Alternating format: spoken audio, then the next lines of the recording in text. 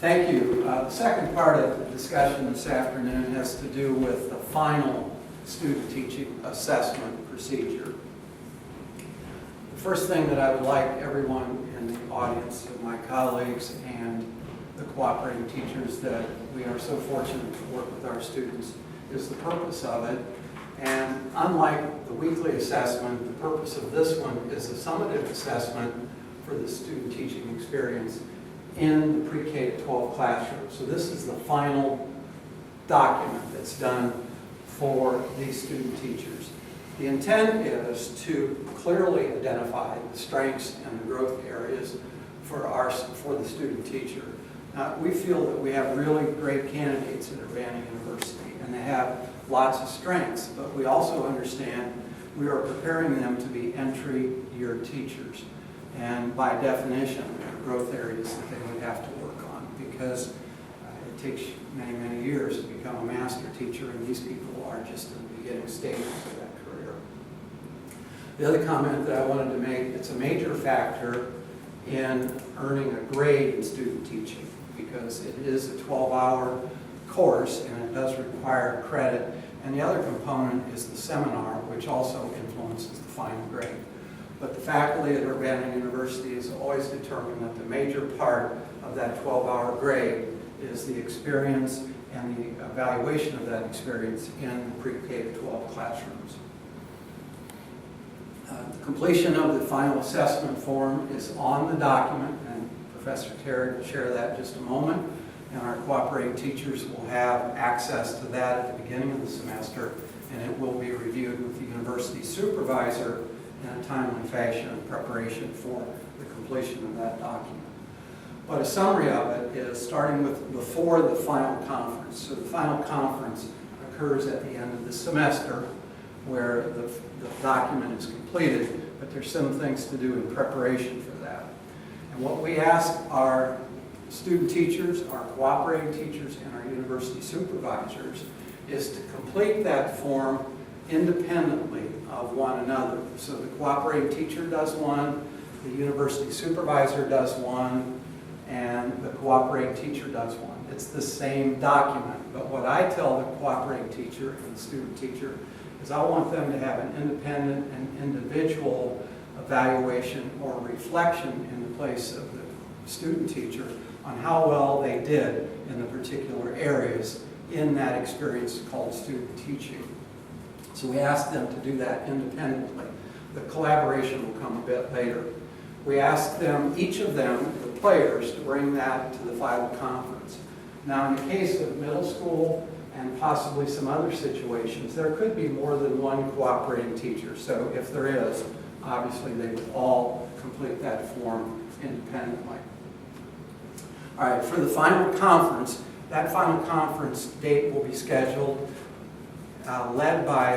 initiated, I should say, by the university supervisor, but it will be scheduled in such a way that the cooperating teacher or teachers and the university supervisor and the student teacher can all be at this meeting to accomplish what's going to happen in this final conference. I've divided it into two parts to make this more understandable. And once again, the language for this is on the form. I'm just trying to articulate it orally so that it possibly is communicated even better. The first thing is that at this conference, the ratings are determined collaboratively. And what that means is the student teacher, the cooperating teacher or teachers, and the university supervisor agree and discuss what's going to be the mark. Now, it's not a voting process, it's not a majority wins, it's taking input and then eventually coming up with the final document, which I will elaborate on in just a moment.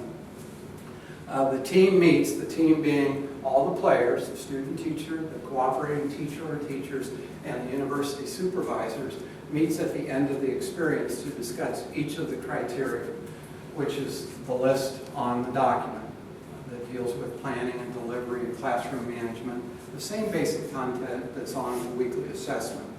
The university supervisor will note the comments and collect the draft forms. Now, I use the term draft forms to refer to what the student teacher has done independently and the cooperating teacher or teachers has done independently. And from that, the university supervisor is going to take all that information and that input and those comments and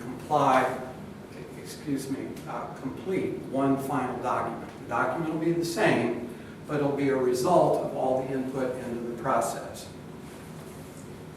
The procedure for the final copy, Part 2. Part 2, in addition to the one document that's going to eventually be compiled as a result of everyone's participation in this, there's now going to be an individual production that will be attached to that. And the individual production is that the student teacher, the cooperating teacher, and the university supervisor each write, sign, and date an individual summary based on the criteria in this instrument. So they write, I'm not an English person, it's not necessarily a narrative, it's not a story, it's more of an expository piece when they're writing what actually happened and how well qualitatively the student performed. To do that, we ask you to take a look at the form and address those areas like knowledge of students, knowledge of content, planning, delivery of instruction. Now there's a whole bunch of criteria on there. You don't have to respond to all of them. What I tell my cooperating teachers is address each of the major pieces in there and use the sub-pieces as prompts to help you make an articulate position on how well they did. Once again, those things are completed individually. So the cooperating teacher writes that based on his or her perception. The student teacher writes it on his or her perception more as a reflective piece, and the university supervisor bases it on the perception of multiple lessons that were observed and multiple interactions. Those are collected from the student teacher and the cooperative teacher or teachers at the final conference. Now, the university supervisors, I do this, and I think this is a university supervisor's choice. I don't bring mine to the final conference. I write it after the fact because at that point I've heard all the comments at the final conference. I've got their documents, and I think I can write a better summative statement after I've heard all that information, added to the experiences that I've had. All summaries are to be attached to the final form of this instrument and returned to the Office of Field Studies for filing. So that is all collected and put together by the university supervisor and turned into our office for filing and some data collection that I didn't note up there. That's part of it also. The following ratings should be used. Once again, these are on the documents. One thing that I've learned over the years that sometimes there's a dichotomy between what people perceive to be a fair and accurate observation. And this is just anecdotally. I don't have any numbers to prove this for you. My experience is that often, the word's often, not every time, often student teachers will be much more critical of themselves than they should be. They've done much better than they think they have. And sometimes cooperating teachers are too generous in how they comment. Now this is anecdotal and doesn't apply to everyone. So I thought this might be helpful. This is on your document. If it's a level 1, which is marking one criteria at a level 1, that individual, that student teacher has some skills but needs more practice to be a teacher of record. That person needs to develop this if they're going to be successful as an entry year teacher. Level 2 is their acceptable level to begin teaching. So they've got things to learn, but they're ready to start. Level 3, they've got a really good foundation of skills and are not only ready to start, but are going to be more comfortable starting than a level 2. Level 4 is a stellar candidate in the top 5% of candidates. Now this does not mean the top 5% when you're considering master teachers. This is the top 5% of student teachers who next year will be an entry year teacher. Just once again, anecdotally, we don't have a lot of student teachers that get a lot of level 4s because we're pretty rigorous in thinking that there's still lots of things that they could learn, and we think we ought to articulate that to them. But they do receive them. Our best candidates do get some of those. After the conference, after this is all finished, the supervisor completes one final assessment form. I think I've said that already, but I just want to tie it together attaches the individual statements, those are the written things that are signed and dated, and gives to the office manager for data collection and filing. Rita, would you give out the forms to our colleagues, please? And our cooperating teachers are going to have those, and in conjunction with this, we hope that it's clear on how this process works. The faculty that are here with us today, once again, this has not changed. This has just been tweaked a little bit, not in content, just to make it a little more manageable. I'll give you how minor the tweak was. There wasn't enough space to write the name of the school on the old one, and I made the line a little longer. That's the kind of thing that I changed. Okay. Now, I'd like to make one other comment, Dr. Meredith, if I'm still on, and that is if you look at the form, and I'm going to have a little group participation here, what's the last standard on there?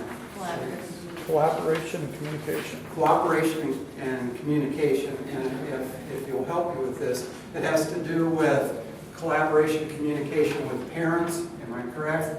And school personnel, right? Now, the reason I'm pointing that out, it was intentional not to put that in the weekly assessment. It was intentional to put it in this one. And the logic of the faculty was to evaluate that component every week when student teachers may not have an opportunity to do those kind of things was not reasonable, fair, or even worthwhile. But over the course of a semester, we thought that student teachers would have enough experience where you could make some judgment about their collaboration, communication, and whatever my colleague said, as it relates to school personnel and parents. So that's the only add-on to the weekly assessment in terms of content. The other difference is, obviously, this one has a rating scale, where the other one, the weekly assessment, is a more open-ended thing, where you can be more flexible in what you comment in terms of their strengths and their perceived weaknesses. Thank you.